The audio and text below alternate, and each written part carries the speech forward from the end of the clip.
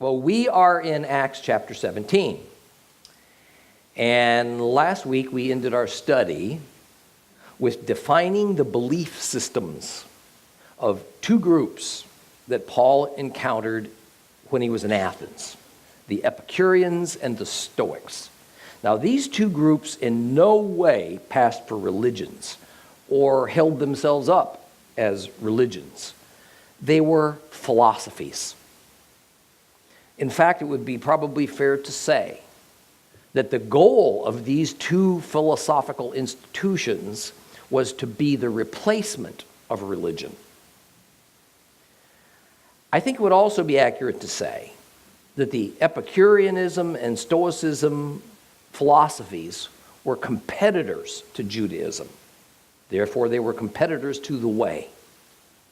Now, essentially, these human philosophies were alternative attempts to help pagans come to terms with life.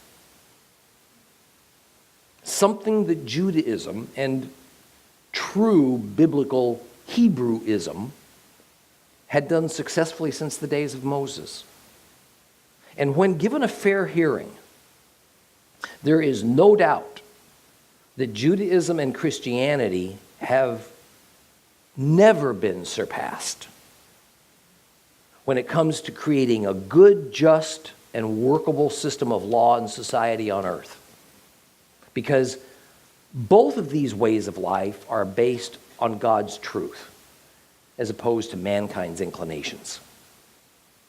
Well, over the centuries, the foundational premises of Epicureanism and Stoicism have hung around, just morphing into the latest cultural trends and political correctness and being given new names. In the modern era, the European Enlightenment of the 18th century adopted these same beliefs, just in new packaging. And the goal was to eradicate religion, especially that contained any sort of mysticism, to eradicate it from European society. The main targets, of course, then, were Christianity and Judaism. It has largely succeeded. In contemporary 21st century times, we call this same goal to abolish religion secularism. A lot of isms. Or we speak of it politically as liberal progressive ideals. So what Paul was confronting in Athens in 1st century AD, followers of the God of Israel are confronting today. So to a degree, just how Paul faced this great challenge is a good model for us in our time. And it's a rather simple model. So just remember this. Don't ever back down. Don't ever back down. That was Paul's model. Tell the divine truths, let the chips fall where they may. Don't try to find middle ground with those who choose secular philosophy over trust in God, because there isn't any. Whatever you might see is just a mirage at best. Any attempt to find common ground will do nothing but frustrate you, or at worst, draw you towards their way of thinking and away from the Lord. 2 Corinthians 6:14 through 18 says, "Do not yoke yourselves together in a team with unbelievers, for how can righteousness and lawlessness be partners? What fellowship does light have with darkness? What harmony can there be between the Messiah and Belial? What does a believer have in common with an unbeliever? What agreement can there be between the temple of God and idols. For we are the temple of the living God. As God said, I will house myself in them. I will walk among you. I will be their God. They will be my people. Therefore, Adonai says, go out from their midst. Separate yourselves. Don't even touch what's unclean, that I myself will receive you. In fact, I'll be your father, and you will be my sons and daughters, says Adonai Zevaot. We see the effects of both Judaism and Christianity's attempts to make peace with secular liberal philosophy in the deteriorating health of both religions. In Judaism, the most popular, the fastest growing segment is called Reform Judaism. Reform Judaism is essentially Judaism with a lesser God, with a watered-down holy book, with fewer absolutes. Reformed doctrines created by committee are their standard for living. They're designed to compromise with the ebb and flow of time and societal evolution. In Christianity, we have a number of forms of it, with the most recent being what's called the emergent church.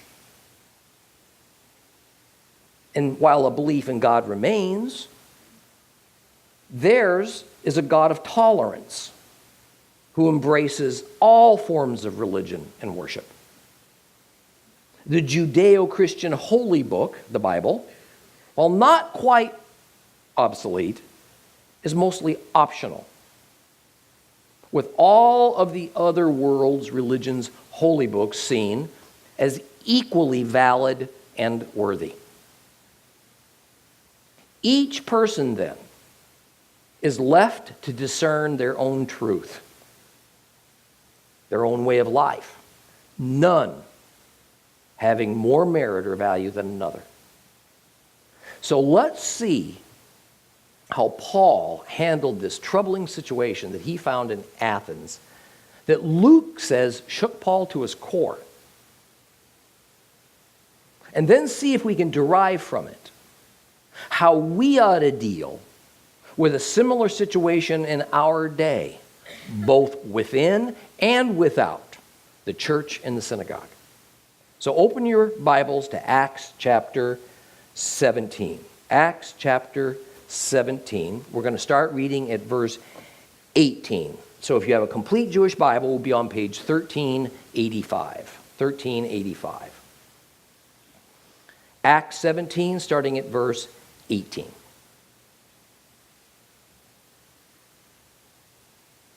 Also, a group of Epicurean and Stoic philosophers started meeting with him. Some asked, "What is this babbler trying to say?" Others, because he proclaimed the good news about Yeshua and the resurrection, said, "He sounds like a propagandist for foreign gods." Well, they took and brought him before the high council, saying, "May we know what this new teaching is that you're presenting? And some of the things we're hearing from you strike us as strange, and we would like to know what they mean." All the Athenians and the foreigners living there used to spend their spare time talking or hearing about the latest intellectual fads. Shaul, Paul, stood up in the council meeting and he said, "Men of Athens, oh, I see how very religious you are in every way. For as I was walking around, I was looking at your shrines. I even found an altar which had been inscribed to an unknown God. So, the one whom you are already worshiping in ignorance, this is the one I proclaim to you. The God who made the universe and everything in it, and who is Lord of heaven and earth, does not live in man-made temples, nor is he served by human hands, as if he lacks something, since it is he himself who gives life and breath and everything to everyone.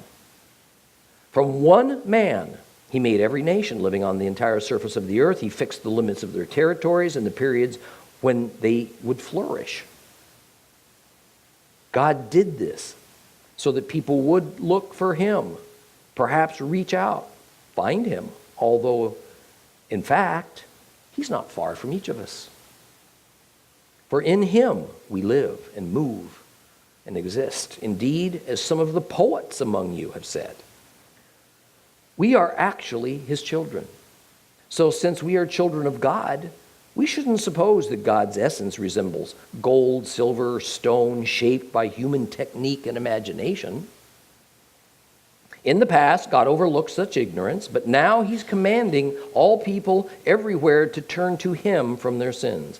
For he has set a day when he will judge the inhabited world, and do it justly, by means of a man whom he has designated, and he has given public proof of it by resurrecting this man from the dead. Well, at the mention of resurrection of dead people, some began to scoff, while others said, we want to hear you again on this subject. So Shaul left the meeting, but some men stayed with him, and they came to trust, including the high council member Dionysius. There was also a woman named Damaris. Others came to trust along with them.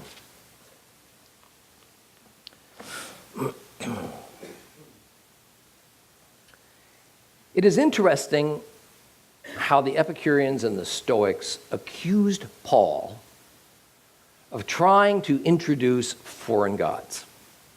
Now, let's talk about that. These two philosophies had little regard for gods in the first place. They didn't worship any gods or goddesses. So why would they care if Paul was introducing foreign gods to Athens?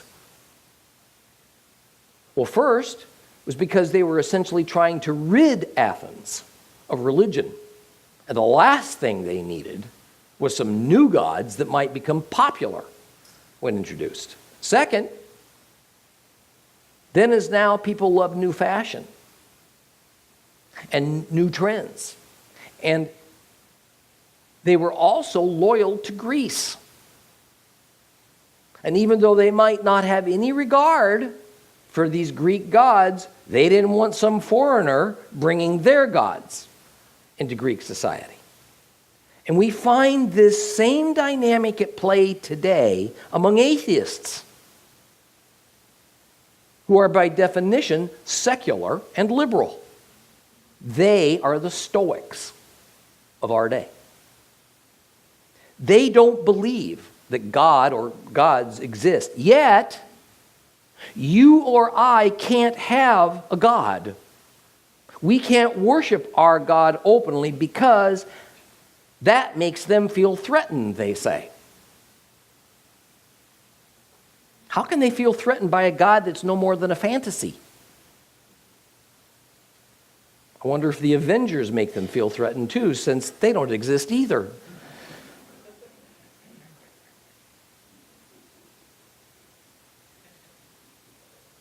So just as liberal secularists today take Christians and Jews to court to stop us from worshiping God publicly, a God who they say doesn't even exist, so did the Stoics and the Epicureans take Paul to court to stop him from worshiping God who they say doesn't exist.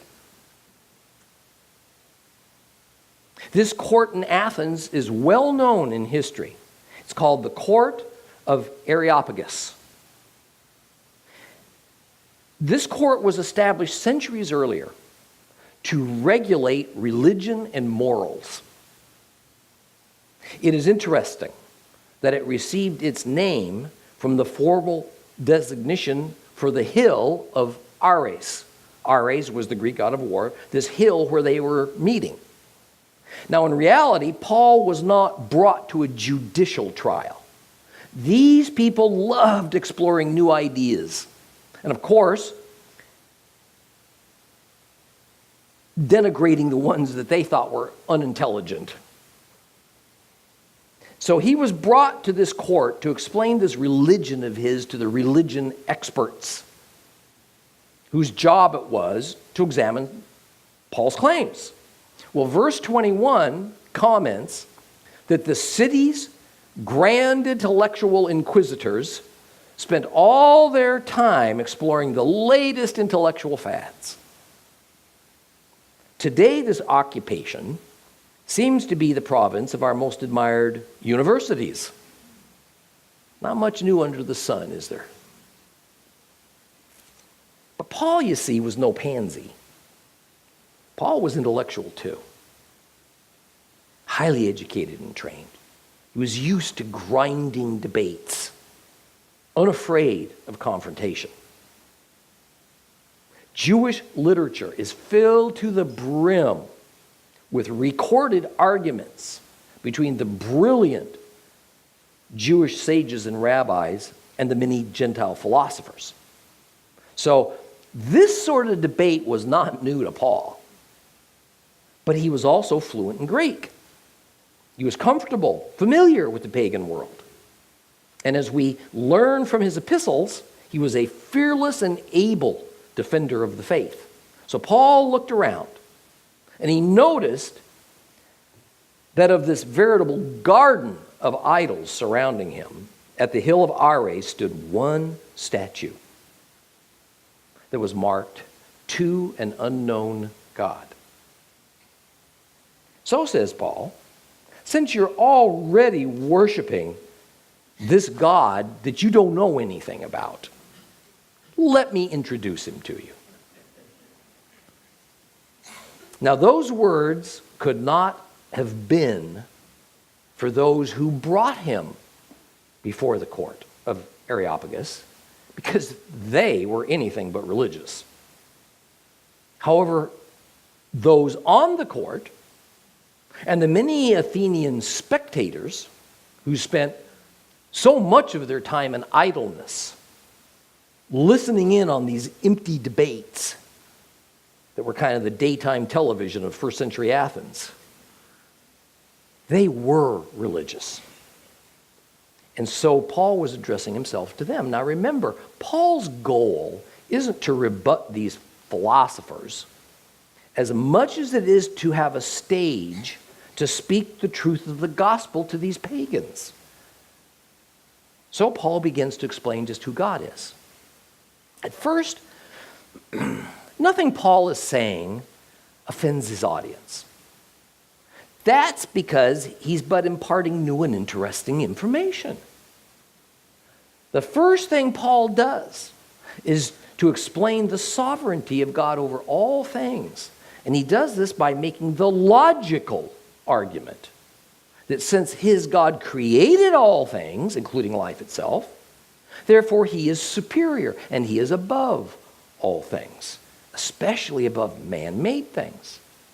Therefore, it would be inappropriate for Paul's God to live in temples fashioned by human workmanship, and this God can't be coddled and served with the finest things on earth because he didn't need humans for anything whatsoever. The God of Israel is the epitome of self-reliance. Paul continues in verse 26.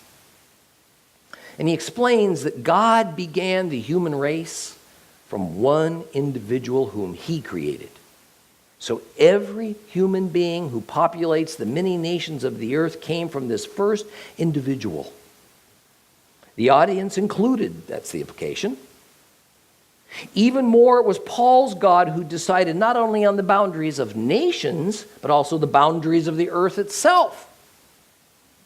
Now, I want to pause to make a point. I said a few minutes ago that Paul's defense of the gospel to pagans, especially to pagan intellectuals, is a good model for us.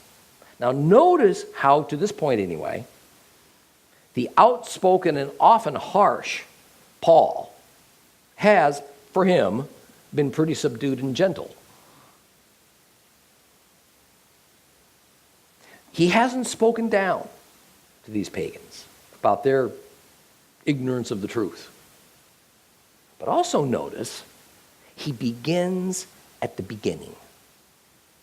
And not one word of Holy Scripture is being quoted. Not a word. Why not? Well, pagans that have no idea about the source of those biblical passages, and even if they didn't know, even if they did know, they wouldn't give those words any special credibility. So Paul has to debate them in a language and using terms that have meaning to them. That is exactly what we must do in our era for speaking God's truth to people who don't know who God is. And it will necessarily have to be culturally specific. Paul was speaking in a way that the Athenians could understand. Whether they agreed with him or not, that's another matter. So we don't hear him use words like Messiah, redemption, blood of Christ, Torah. First, a context with a foundational base of knowledge has to be built. So Paul says that God established humans and nations, and he gave them what they needed so that they would reach out to him. That is, God would create evidence of himself, and thus humanity would recognize that something greater than themselves had to have created all that they see. And so begin a search for that something. It might surprise you to learn that several things that Paul says to the Athenians in these passages are taken directly from a source that these Greeks would recognize. He quotes from Epimenides, then Aratus. In verse 28, when Paul says, "For in him we live and move and exist," you know that's actually taken from a quatrain written by Epimenides, written for the purpose of criticizing the tomb of the god Zeus. Then when Paul says, "We are actually his children," that originally was a sentence composed by the Greek poet Cleanthes, and then made very popular in a book written by Aratus. And those words were meant to argue that God is willing to let humankind serve him because he has many needs that must be served. But Paul turns this meaning into something else entirely, and he argues that since all humans are God's children, then we shouldn't be making human-looking idols since we are made in the image of God, and God is not a human. So Paul is not so much building a case, at least not yet, against the Greek gods as much as he is building a case of how God is to be properly characterized, therefore how he's to be worshipped. And if God is not a human, then it's improper to characterize him in various human forms, idols. But now Paul raises his oratory up a notch in verse 30. As he says that in times past, God, in his great mercy, did not act upon these wrong actions of Gentile humanity because they were merely done in ignorance. However, now God's commanding that the time has come to put away this ignorance and instead to gain knowledge of the true God and to turn from sin. These are fighting words, because Paul is telling these highly educated Athenians that their centuries-old God system is actually ignorance, and it amounts to sin from which they must turn away. Next, Paul begins to make his case for Yeshua, and he tells his audience that a day is coming when God will judge the world. And it'll be through the agency of a certain man that this judging occurs. And that the identity of this man is evident. And the proof of it is that God resurrected this man from the dead. And these thoughts were foreign to any Greek way of thinking. The only nation that had a tradition of a coming day of worldwide judgment by a God was the Hebrew nation, the Jews. Now, considering who he was dealing with, the very first thing that the Athenians had to learn then was to turn away from their idols. See, this was also the first thing that the pagan Thessalonians had to learn, as we hear from Paul in 1 Thessalonians chapter 1. There in verses 7 through 9 he says, "Thus you became a pattern for all believers in Macedonia and Achaia.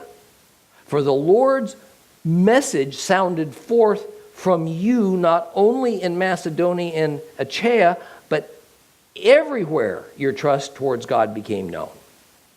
The result is that we don't need to say anything, since they themselves kept telling us about the welcome we received from you and how you turned to God from idols to serve the true God, the one who's alive. Now, we don't have to work too hard to imagine the growing upset amongst those who were listening to Paul. Paul was challenging the very core of Athenian religious life. But Luke says that what brought many of the crowd to the boiling point, interestingly, was this issue of resurrection. Now, others didn't dismiss it out of hand, because intellectuals and academics have a habit, for the better or the worse, of never closing off any line of thought in case new information might surface. And they wanted to hear more on this matter from Paul. But an immortal soul, that was not unfamiliar within Greek thought, even though the Stoic and Epicurean philosophers wouldn't accept such a thing. Even so, like with the Hebrew Sadducees, a bodily resurrection was seen by them as impossible. Now, notice a couple things before we move on to chapter 18. First, nothing is made of Paul's Jewishness. There seems to have been no ethnic bigotry going on here. In fact, Paul was given a pretty fair and respectful hearing. Now, no doubt it was helpful that Paul spoke fluent Greek. But then again, so did most Jews in that era, Jews who lived in the diaspora. So when Paul was done speaking, he left, and there's no mention of him being detained, arrested, harassed. Another thing to notice, and really keep noticing it right on through the final words of the New Testament, it is that no one perceived a believer in Yeshua, like Paul, as being part of a new and distinct group of people. Jews perceived the way, by now a mixture of Jews and Gentiles, as but another of the several factions of Judaism. Gentiles didn't know enough about Judaism or Jewishness to make any kind of a distinction about those Jewish sects. So for them, those who followed Christ were just Jews, or they were Gentiles who adhered to Judaism. The point is that whereas we hear Bible teachers and commentators refer to believers at this time as Christians, oh, that creates such a false mental picture. Because it imparts this sense that a new religion had been created called Christianity, which was separate from Judaism, separate from paganism. And eventually that would happen, but not until after the close of the Bible. So nowhere in the New Testament will we ever find such a thought. But what is truly astounding is how the Lord worked through Paul in this crowd of Greeks, surrounded and examined by the best, most persuasive philosophers, and statue after statue of Greek gods and goddesses all around him. Some of his listeners actually came to believe. In fact, one of the new believers was Dionysius, who was a member of the court. And interestingly, it is a Christian tradition spoken about by the early church father Eusebius that Dionysius became the first church bishop of Athens. Luke also informs us that a woman named Damaris came to Christ. What we do not read about is any baptisms, no immersions. So, no doubt, this was a sad ending to Paul's efforts in Athens. Well, let's move on to chapter 18 now.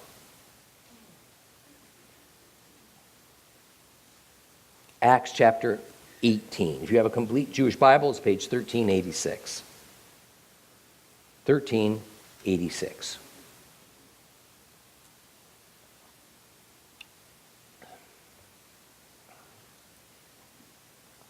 After this, Shaul, Paul, left Athens and he went to Corinth, where he met a Jewish man named Aquila, originally from Pontus, but having recently come with his wife Priscilla from Italy, because Claudius had issued a decree expelling all the Jews from Rome.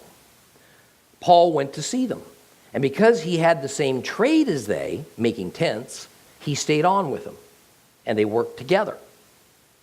Well, Shaul also began carrying on discussions every Shabbat in the synagogue, where he tried to convince both Jews and Greeks. But after Silas, and Timothy arrived from Macedonia, Shaul felt pressed by the urgency of the message and testified in depth to the Jews that Yeshua is the Messiah.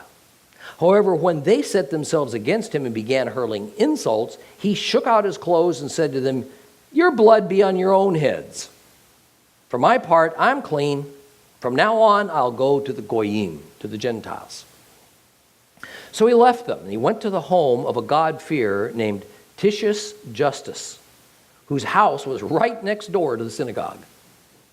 And Crispus, the president of the synagogue, came to trust in the Lord, along with his whole household. Also, many of the Corinthians who heard trusted, and they were immersed. Well, one night in a vision, the Lord said to Shaul, "Don't be afraid, but speak right up. Don't stop, because I'm with you. No one will succeed in harming you, for I have many people in this city." So Shaul stayed there for 1.5 years, teaching them about the word of the Lord. But when Gallio became the Roman governor of Achaia, the unbelieving Jews made it a concerted attack on Shaul and took him to court, saying, "This man is trying to persuade people to worship God in ways that violate the Torah." And Shaul was just about to open his mouth when Gallio said to the Jews, "Listen, you Jews, if this were a case of inflicted injury or a serious crime, I could reasonably be expected to hear you out patiently. But since it involves questions about words and names and your own law, you must deal with it yourselves. I flatly refuse to judge such matters." And he had them ejected from the court. They all grabbed Sosthenes, the president of the synagogue, and gave him a beating in full view of the bench. But Gallio showed no concern whatsoever. Well, Shaul remained for some time, then said goodbye to the brothers, and he sailed off to Syria after having his hair cut short in Cenchreae, because he had taken a vow. And with him were Priscilla and Aquila. They came to Ephesus, and he left them there. But he himself went into the synagogue, and he held dialogue with the Jews. And when they asked him to stay with them longer, he declined. However, in his farewell, he said, "God willing, I will come back to you." And then he set sail from Ephesus. After landing in Caesarea, he went up to Jerusalem, and he greeted the Messianic community. Then he came down to Antioch. He spent some time there and afterwards set out and passed systematically through the region of Galatia and Phrygia, strengthening all the disciples. Well, meanwhile, a Jewish man named Apollos, a native of Alexandria, came to Ephesus. Now, he was an eloquent speaker with a thorough knowledge of the Tanakh, the Old Testament.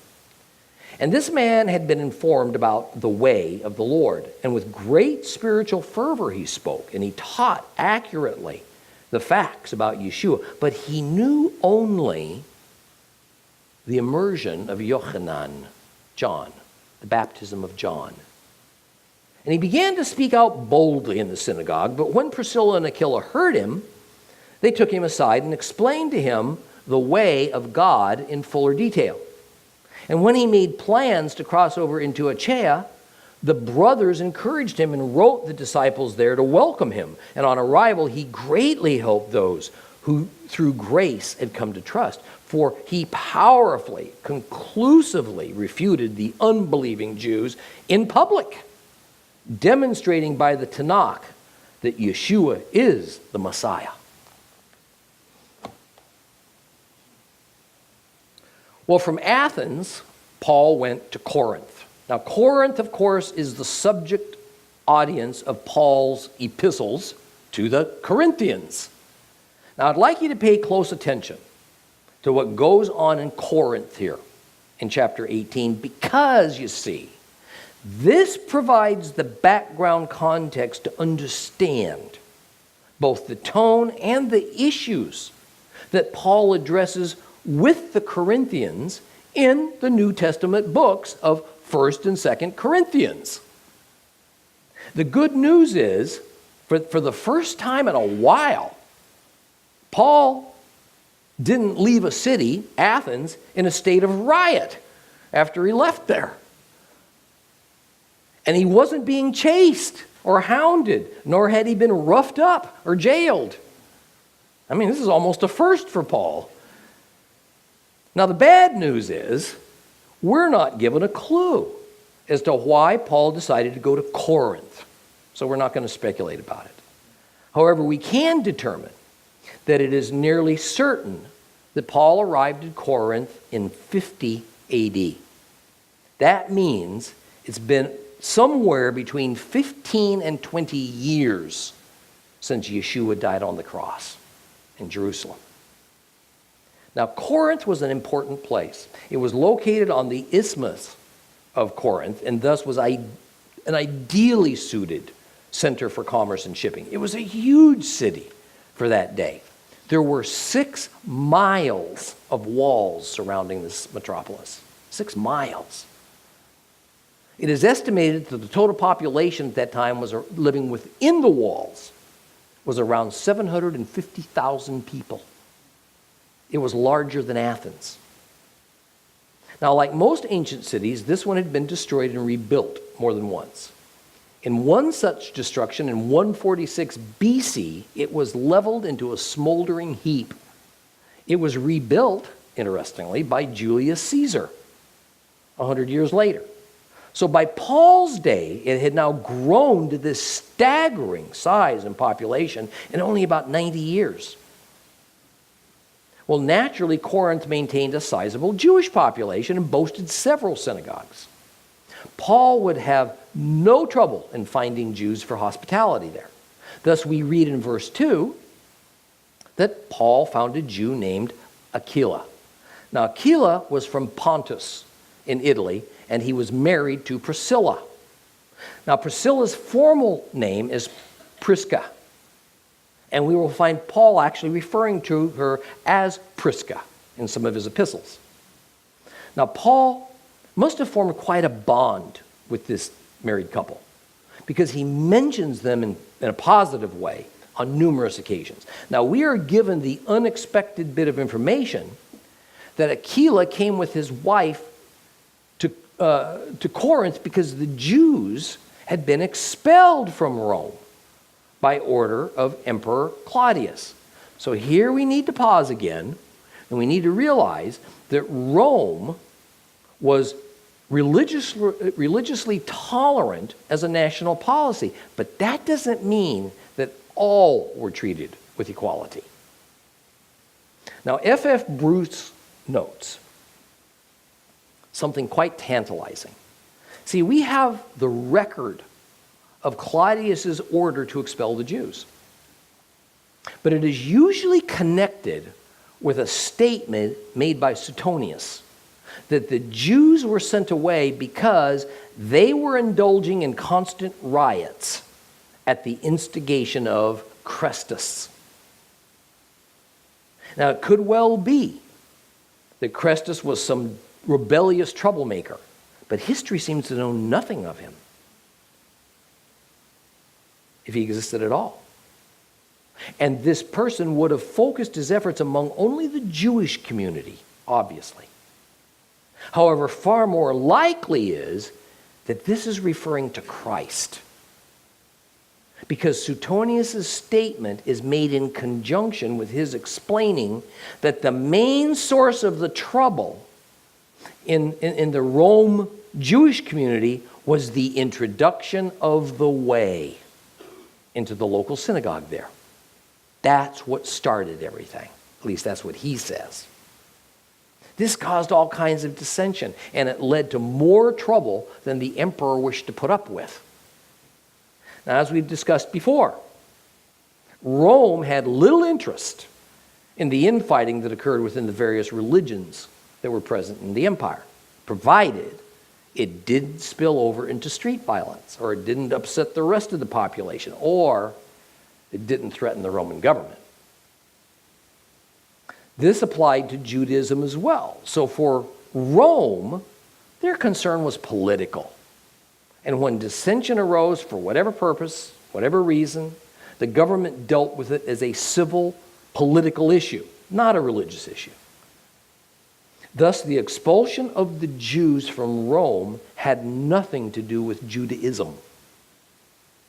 But it did have to do with a perceived troublesome tendency of Jewish people to cause discord in towns and cities where they lived. This would have had a great deal, by the way, to do with how Nero would use the Jews in just a few years for his scapegoat as a result of his failed policies. Now, some commentators say that because Aquila and Priscilla were believers, that it was only Christians that were expelled from Rome. There is no evidence for that at all.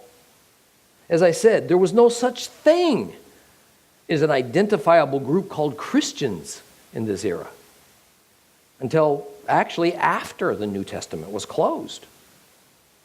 In fact, the Roman authorities constantly expressed total ignorance, a lack of interest in involving themselves in the internal disputes of Judaism. The key bit of information for us is that Aquila and Priscilla were Jewish, not that they belonged to a particular sect of Judaism called the Way. The idea that Claudius, the Roman emperor, would involve himself and sign a royal decree to expel just certain Jews, no doubt a very few of them at that, is just not plausible. We can see why Paul hit it off with Aquila and Priscilla. They were tent makers, just like he was. See, it's clear that Paul was supporting himself with his trade when he was in one place long enough. This actually was a common understanding for rabbis and teachers. See, a rather standard saying that explains this viewpoint is found in the Mishnah. And it says this: do not make of the Torah a spade with which to dig. In other words, don't be a teacher of the Torah as a means to enrich yourself. Don't make money from it. This by no means implies that a teacher or rabbi couldn't receive money for their efforts. But except in unusual circumstances, that should not be the main source of their income. Both rabbis and teachers in that era were expected to hold jobs. This is a good principle for both Christianity and Judaism. However, not too close of a parallel should be drawn. Being a rabbi was usually, in that era, not an occupation. It was an office that a Jew held. So being a rabbi wasn't usually a career or a profession. So Paul worked as a tent maker then, as did Aquila and Priscilla. Now, societies at all times in history, tend to subdivide ourselves into cliques according to some standard or another. Well, in Paul's day, the most common cause for this subdivision had to do with your occupation. So trade guilds were the customary means of society dividing themselves up into social units. It also represents the first attempt at organized labor, so as to both police themselves and to assure that they were paid at some level that as a group they found acceptable. In fact, it was common that a synagogue was created and populated by members of a particular trade guild. However, in the Roman world, blue-collar laborers were looked down upon. Roman citizens did not usually indulge in manual labor. They saw it as beneath them. Thus, we see that Jews and other ethnicities were the main source of labor for the Roman Empire. Not because they were forced, but because tradecraft was seen in Jewish society as very honorable. Thus, it would be natural that in the diaspora, Jews would practice their craft in a society that welcomed it, that needed it. Now, not surprisingly, we find the biggest Jewish colonies within the biggest cities in the Roman Empire. Well, as verse 4 states, Paul went to the local synagogue at Corinth every Shabbat in hopes of making new believers. And we're told that these synagogues contained both Jews and Greeks, Gentiles. So almost everywhere we followed Paul, we find that some number of Gentiles was worshiping the God of Israel alongside their Jewish friends. But by labeling them as God-fearers, it's clear most of them did not convert to Judaism by having a circumcision. How exactly the Jews dealt with the ritual purity issues that God-fears caused, we don't know. Very likely, living so far from the temple and the priesthood, living in a Gentile-dominated world for so long, the majority of common everyday Jews simply didn't pay much attention to Torah purity laws. But it's evident that the most pious among them certainly did. Well, after some months without them, Timothy and Silas finally arrive from Macedonia, and they rejoin Paul. Now, their presence seems to have allowed Paul to do a little less of his tradecraft to provide for himself, instead do a little more preaching of the gospel. But note to whom he directed his efforts. We're told directly, to the Jews. So while in a common way of speaking, we can say that Paul was the disciple to the Gentiles, we regularly find Paul's efforts directed towards Jews. In fact, we're told that he taught in depth to the Jews about Yeshua being the Messiah.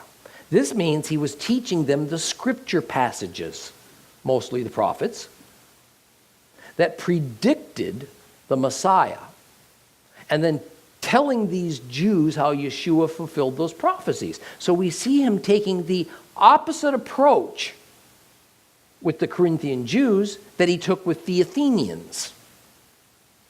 But as usual, some of the Jews of the synagogues accepted Paul's teachings, others became disturbed by them. So verse 6 explains that after trying long enough, Paul gave up on certain ones who turned hostile, and he turned their fate over to the Lord. When he'd had enough, Paul is said to have said, "You know what? Your blood be on your own heads. For my part, I'm clean." Now, this expression derives from the Torah concept of substitution, which is the central concept of the Levitical sacrificial system, and therefore of redemption in Messiah Yeshua. That is, instead of there being a means of atonement and an innocent animal bearing the brunt of your offense, a person's actions will now bring upon that person what the law prescribes for their offense. In this case, the offense is to refuse the offer of salvation in Christ. And this amounts to blasphemy. Should be noted that this is the first time we read of Paul refusing to address certain of the synagogue community anymore. But let's also be careful with those final words of verse 6, which are, from now on I'm going to the Goyim, the Gentiles. Paul is by no means saying he's just ended his association with Jews or bringing the good news to Jews. He's simply saying his main attention is going to be to the Gentiles. And we know this is true because as we continue in Acts, we find him going directly to the synagogue in other cities he'll visit and of his preaching to the Jews. We'll continue with Acts chapter 18 next time.